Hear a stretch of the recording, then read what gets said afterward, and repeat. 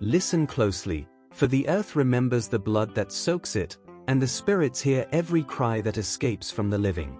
In the heart of a quiet Nigerian village, where palm trees bend under the whispers of the wind, tragedy struck a family so deeply, the soil itself trembled. A young woman, beautiful and heavy with child, was poisoned by unseen hands before her time. Her mother's wail split the night like thunder. But grief alone was not enough. No, this mother knew the ways of the old. She knew that the dead, if given the right tools, could carry their anger beyond the grave. And so, on the day her daughter was lowered into the ground, she placed not only beads and cloth inside the coffin, but a broom and a sharp cutlass, so her spirit could sweep out her enemies and cut them down in vengeance. That night, when the moon hid behind heavy clouds, the ground shook with footsteps that were not of the living. The dead had risen to fight. This is the tale of Adan and the vengeful spirit of her daughter. A tale that reminds us, when blood is spilled unjustly, the earth itself demands payment. The village of Umuakwe rested under the shade of tall iroko trees, where evenings were filled with children's laughter and the nights with the humming of crickets. Among its people lived Nkemdali, a radiant young woman of just 20 years. Her beauty was praised in every compound, skin the color of polished bronze, eyes as bright as river stones under the sun, and a smile that carried both gentleness and strength. But it was not only her beauty that drew eyes, it was the child she carried. 4 months, the villagers watched her belly grow round with hope, a promise of new life.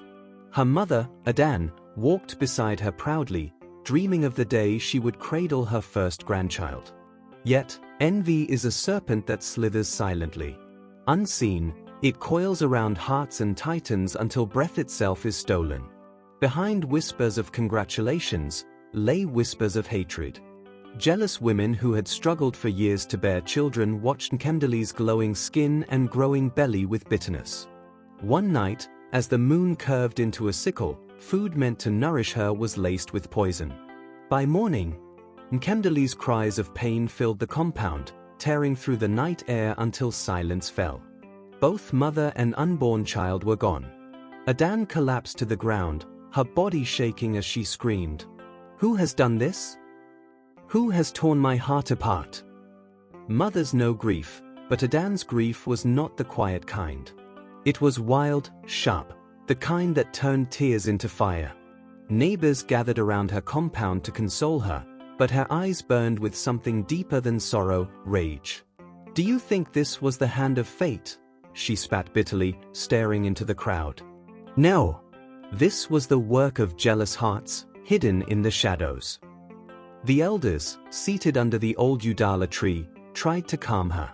They told her to let the spirits of the ancestors handle the matter, to leave vengeance in the hands of the gods. But Adan shook her head, her wrapper slipping as she beat her chest. "I am a daughter of the earth," she declared. "I know the old ways. The dead do not rest when injustice steals their breath. My child will not go into the soil empty-handed." The villagers murmured uneasily. Some believed her words, others feared them. But in Adan's heart, the decision was already made. Her daughter would not just be buried with beads and cloth. No, she would be armed with the tools of both house and war. The broom, to sweep away those who conspired against her. The cutlass, to strike their throats when the hour of vengeance came. The day of the burial dawned heavy with silence. Even the birds refused to sing. Clouds hung low, and a strange stillness blanketed the village. As mourners arrived, women wept loudly, clutching their wrappers. Men shook their heads in sorrow, muttering about wasted youth. The coffin was small, for inside lay both mother and unborn child, bound together in eternal sleep. Adan sat by the coffin, her hands trembling as she clutched the broom in one hand and the gleaming cutlass in the other. When the elders asked what she was doing, she answered calmly, though her voice shook with hidden power. "My daughter will not sleep in peace until those who did this taste death. I arm her spirit with the weapons she needs." Gasps rippled through the mourners. Some women covered their mouths, whispering of abomination. Others nodded slowly, remembering the old tales where the dead were given tools to continue their fight in the other world. Adan bent over the coffin, her lips brushing her daughter's cold forehead. She whispered words only spirits were meant to hear. Then, with steady hands, she placed the broom by her side and laid the cutlass across her chest. The coffin was lowered into the earth. But as the soil began to fall upon it, a low rumble spread through the ground, like the growl of something awakening beneath the soil. That night, when the mourners had gone and the compound was silent, Adan sat alone in her hut. Her eyes refused sleep. She stared into the flame of the oil lamp, waiting, listening. Then she heard it. A sound no living ear should hear. The scrape of metal against wood. The shuffle of feet dragging through soil. Her heart pounded, but she did not run. Instead, she stepped outside, barefoot on the cool earth. The moon hid behind thick clouds, but she saw it. The ground near the grave shifted, then split. From the soil, a hand emerged, pale, trembling, gripping the handle of a broom. Another hand followed, clutching the glinting blade of the cutlass. Slowly, painfully, Nkemdali's body pulled itself free, her eyes glowing with a strange fire, half sorrow, half fury. Her once beautiful face was streaked with earth, her swollen belly gone, her steps heavy yet unstoppable. Adan bowed low, tears streaming down her cheeks. "Go, my daughter," she whispered. "Go and find those who wronged you. Let the earth drink their blood as it drank yours." And with that, the spirit of Nkemdali turned away, dragging her broom and cutlass into the night. The village dogs began to howl, their cries rising together like a chorus of warning. Children stirred in their mothers' arms, frightened by the unseen. Men who lingered in compounds after palm wine now clutched their cups tighter, for the air had turned cold, as though death itself walked among them. From the shadows came whispers, soft at first, then louder. Voices no one recognized, chanting in broken rhythm. The wind carried a strange scent, the sharp tang of iron and blood. Those who had conspired against Nkemdali felt the change first. Their hearts raced, their throats dried, their dreams filled with visions of cutlass blades slicing through the dark. One woman woke screaming, clawing at her chest as though unseen hands pressed upon her. Another felt her legs grow heavy, as though roots from the earth dragged her down. And then, in the distance, footsteps echoed. Not hurried, not fearful. Steady, scraping, sweeping. Nkemdali had begun her hunt. Each sweep of her broom echoed like thunder in the hearts of her enemies. Each gleam of her cutlass promised blood. And from the doorway of her hut, Adan stood watching the night, whispering prayers to the ancestors. For she knew, when the spirit of the wronged begins its journey, no guilty soul can escape. The first to feel her wrath was Obiageli, a woman whose jealousy had always been hidden behind forced smiles. She had often told Nkemdali, "Your beauty shines like the morning sun," but in secret, she prayed for her downfall. It was Obiageli's hands that carried the poisoned meal that ended Nkemdali's life. That night, Obiageli awoke to the sound of sweeping inside her hut. The broom scratched against the floor, slow and deliberate.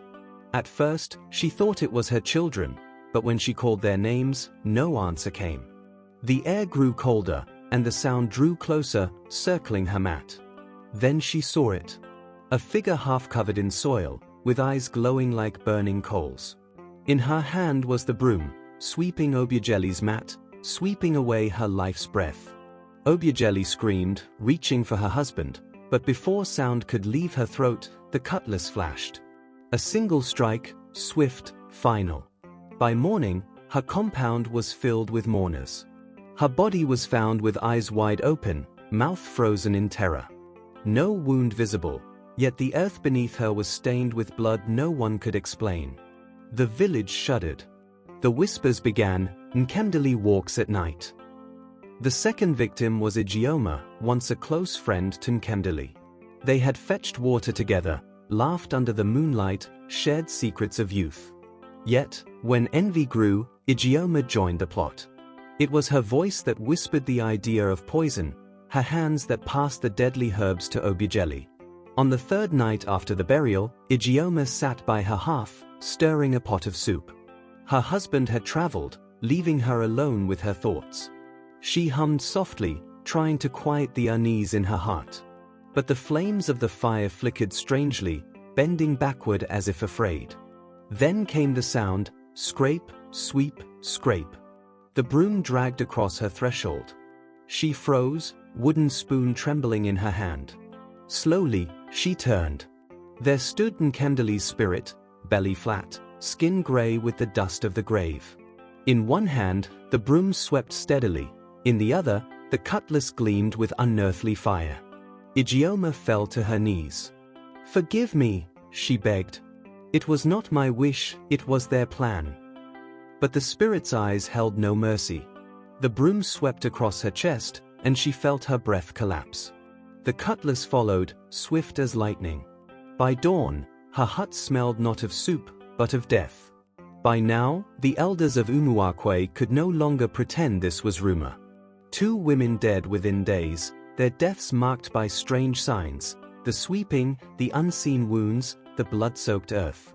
The council gathered under the Udala tree, their faces grave. "The spirit has been armed," one elder said, stroking his grey beard. "This is not the natural way of burial." Another elder shook his head.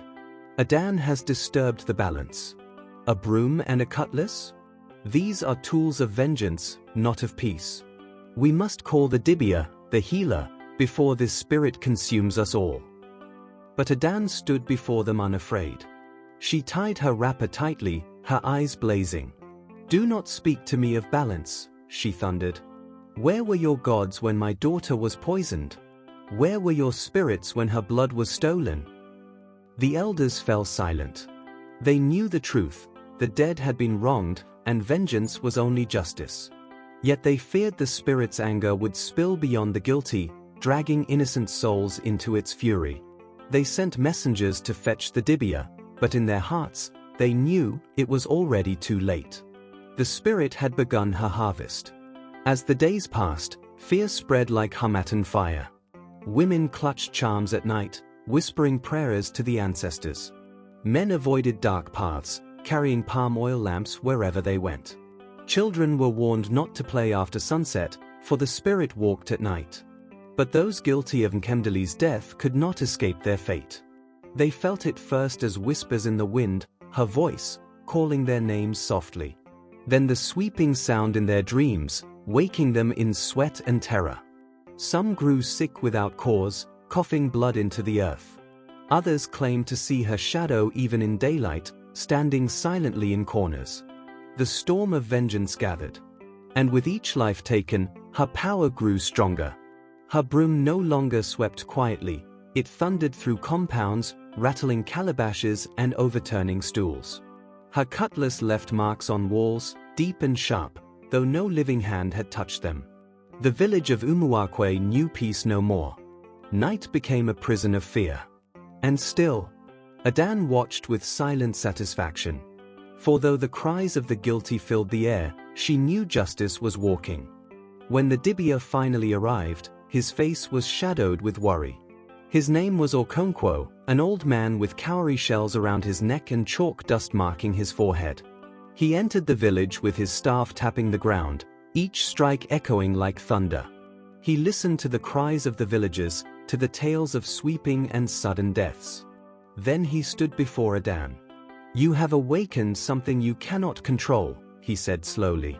"The spirit of your daughter does not distinguish friend from foe. Vengeance is a fire, it burns until nothing remains." But Adan's eyes were hard. "Let it burn," she replied. "As long as the guilty are consumed." The Dibia shook his head, raising his staff. "No, the guilty will fall, but so will the innocent. When you armed her spirit, you did not tie her to her enemies alone.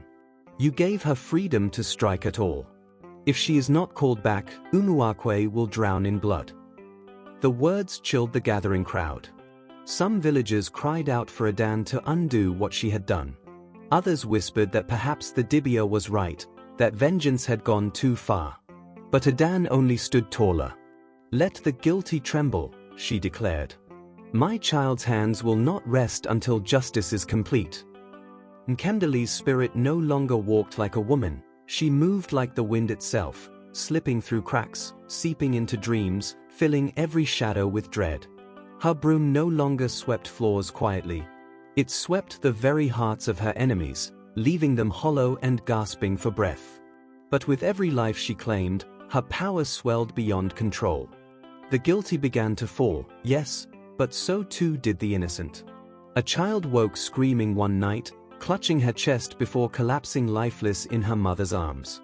An old man, who had no hand in the poison, was found at dawn, his hut scattered with broom bristles and deep cutlass grooves on his door. The villagers wailed. "It has gone too far." They pleaded with Adan, but she only sat silently by her fire, her face lit by the flames. Inside her heart, doubt began to gnaw, but she crushed it quickly. "She knows who wronged her," Adan whispered fiercely. "The innocent fall because they have stood in the way of justice. Let the guilty feel the weight of the earth." Yet, even as she spoke, the cries of new mourners filled the night air, and the village of Umuakwe knew fear greater than war. Dibia Okonkwo returned, his staff heavy with the burden of what he had foreseen. He entered Adan's compound under the glow of the moon, his chalk markings brighter than before. The villagers followed, desperate for answers. "Woman," he said sternly, "you have unleashed a storm with no walls. Spirits are bound by balance. When armed with weapons, they are no longer tied to justice alone, they become vengeance itself. Your daughter no longer walks as Nkemdali. She walks as a shadow of death." Adan's lips trembled, though she tried to remain firm. "Then let death take those who deserve it." But the Dibia shook his head. "No, vengeance has no eyes. It sweeps like fire in the wind, burning everything it touches." He cast cowries upon the ground, watching them fall. The shells scattered wide, none landing upright. His voice grew grim. "If this continues, the entire village will perish. Your daughter's spirit must be called back, or the land itself will reject us." The people turned to Adan, pleading, but she turned her face away. Her heart was torn between love for her child and fear of what her child had become. On the sixth night, the spirit sought Chika, a man who had given the final nod for the poisoning. He had been a leader among the conspirators, his voice louder, his hand stronger. That night, Chika sat with his friends drinking palm wine, laughing nervously as they tried to drown their fear. But even the strongest wine could not silence the sound, the slow, deliberate sweep of a broom drawing closer. One of the men dropped his cup, pale with dread. "Do you hear it?" he whispered. The sweeping grew louder.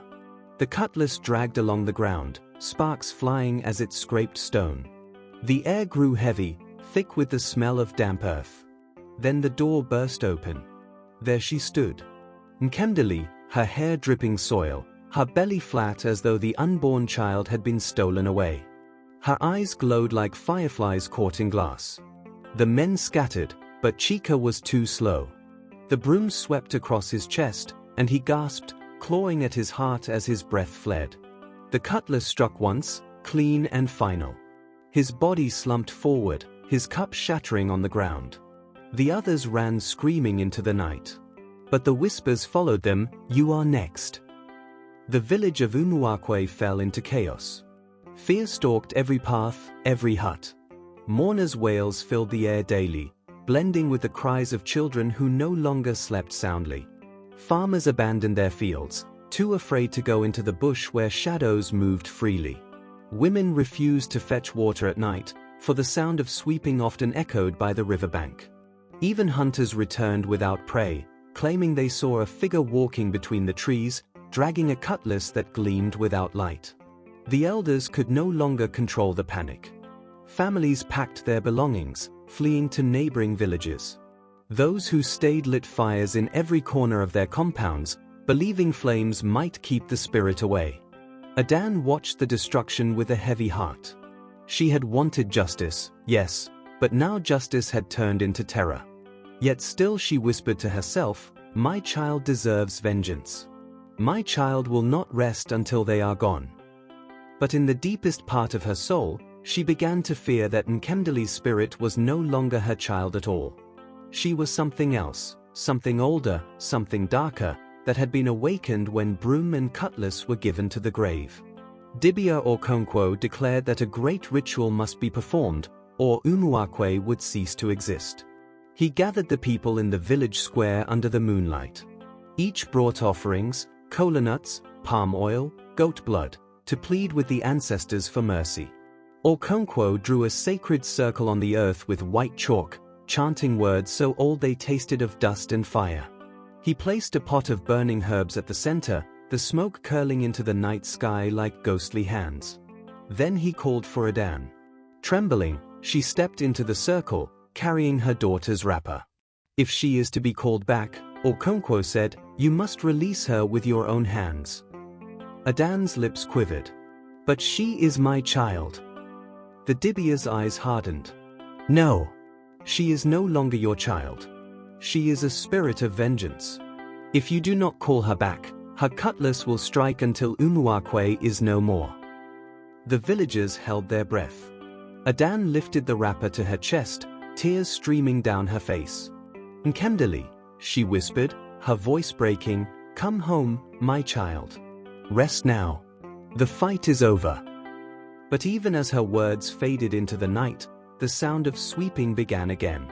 The sweeping grew louder, louder, until it seemed the very ground beneath the sacred circle trembled. The villagers clutched one another, their eyes wide with terror. The Dibia's pot of herbs flared suddenly, its smoke curling into the shape of a woman. Then she came. Nkemdali's spirit stepped into the square, dragging her broom across the earth, leaving deep grooves where none should have been. Her cutlass gleamed with a light that was not of this world. The flames bent toward her, as though bowing to her wrath. Adan cried out, clutching the wrapper to her chest. My child, it is enough. Rest now, let the earth hold you gently. But the spirit did not move. Her eyes burned, locked upon the conspirators still living, men and women who cowered behind the crowd. The broom swept once, twice, and they fell to their knees, choking. Okonkwo raised his staff, chanting fiercely. Spirit of the wronged, hear the voice of the ancestors. The fight is done. Return to the earth. But the cutlass rose high, shimmering with vengeance. The people screamed. And in that moment, the line between justice and destruction was razor thin. Adan knew then, the Dibia was right. The child before her was not Nkemdali, her gentle daughter who had once laughed beneath the palm trees. No, this was vengeance itself, clothed in her child's face. Her heart cracked with grief. She stepped forward, out of the sacred circle, though the villagers cried for her to stop. Her bare feet touched the ground where the broom had swept, and her knees buckled under the weight of its power. Still, she stood tall. My daughter, she whispered, voice shaking. I gave you the broom. I gave you the cutlass. I sent you to fight, but now I must take them back. The spirit's head tilted, eyes flickering with something, recognition? Pain? For a moment, the sweeping stopped. Adan lifted her hands toward her child, tears blinding her.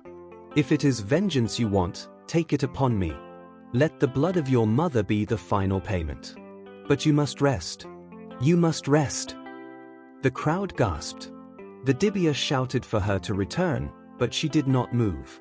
She stood firm, a mother ready to lay down her life for the peace of her child, even if that child now walked as death.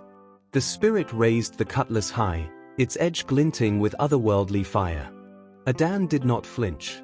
Her arms remained open, her chest bare for the strike. A silence heavier than stone fell across the square. Then, the blade swung down. Gasps ripped through the air. But just before it struck, the cutlass shattered into dust, scattering like stars across the night. The broom fell limp from Nkemdali's hand, its bristles turning into dry leaves that the wind carried away. Her glowing eyes dimmed, softening into something human once more. For the first time since her death, tears streamed down her soil-streaked cheeks. Mother, the spirit whispered, voice echoing like two worlds colliding. I was not at peace, but your love has called me home. Adan fell to her knees, sobbing as she reached for her child, though her hands touched only air. Slowly, Nkemdali's form dissolved, her body turning into a stream of white light that rose into the night sky, vanishing among the stars. The ground grew still. The sweeping ceased. And Umuakwe breathed again. The village awoke the next morning to silence, not the silence of fear, but the quiet of peace. No sweeping sounds. No cutlass marks. The dogs no longer howled at shadows. The people gathered, whispering of what they had seen. Some claimed Adan's courage had broken the curse. Others swore it was the Dibia's ritual that calmed the spirit. But all agreed on one truth: vengeance had taken its toll, and the dead must never again be armed with tools of war. Adan herself was never the same. Her eyes carried sorrow that no smile could hide. Yet she walked with dignity, for she had faced death and called back her child with love. The villagers treated her with awe, half respect, half fear. Some avoided her path, believing she carried the shadow of her daughter still. The conspirators who remained alive fled Umuakwe in shame. None dared speak Nkemdali's name without bowing their heads. The tale spread across neighboring villages, carried in fireside whispers and moonlit stories, warning mothers and daughters alike. The broom and the cutlass became symbols not of housework or farming, but of vengeance unchained. And so the story of Nkemdali and her mother Adan was carved into the memory of Umuakwe. It is said that even today, when the wind sweeps through the trees at night, one can still hear the faint sound of a broom, reminding all that the earth never forgets spilled blood. The moral, children, and listeners, is this: envy is poison, sharper than any blade. It destroys not only its target, but all who harbor it. And vengeance, though it may bring justice, can grow into a fire that burns beyond control. Adan's love saved her daughter's spirit in the end, but it also taught a heavy lesson: when we arm the dead with anger, we risk losing the living as well. True justice is not found in cutlasses or brooms, but in truth, in unity, and in the strength to resist envy's shadow. So remember this tale, told by the fireside under the wide Nigerian moon. The dead may rise for vengeance when wronged, but only love can lay them back to rest. And when you hear the sound of sweeping at night, pause, listen, and ask yourself: is it only the wind, or has the earth awakened to claim justice?